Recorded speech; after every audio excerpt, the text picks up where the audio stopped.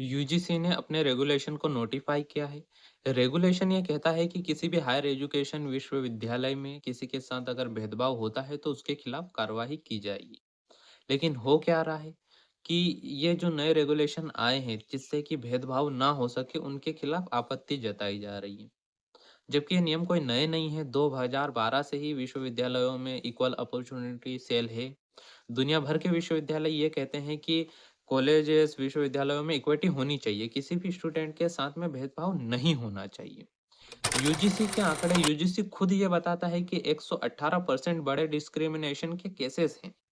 इसका मतलब है कि विश्वविद्यालयों में जाति के आधार पर भेदभाव होता है, होता आ रहा है और अभी भी होता है।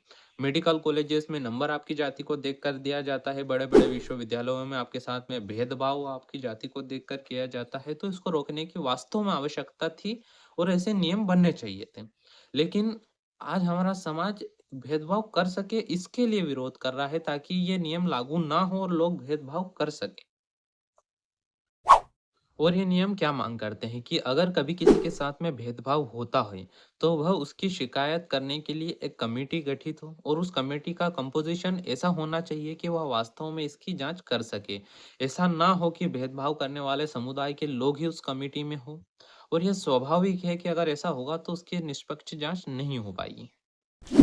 लोगों का कहना है कि इनका गलत इस्तेमाल किया जाएगा, तो जहाँ तक गलत इस्तेमाल का सवाल है, कोई भी एक्स्ट्रा ऑर्डिनरी लॉ, चाहे वो दहेज के खिलाफ हो, जेंडर जस्टिस के खिलाफ हो, दलित उत्पीड़न के खिलाफ हो, वो एक्स्ट्रा ऑर्डिनरी होता ही इसलिए है क्योंकि जिसके खिलाफ ये भेदभाव हुआ होता है, वो बहुत ही कमज़ोर होते हैं।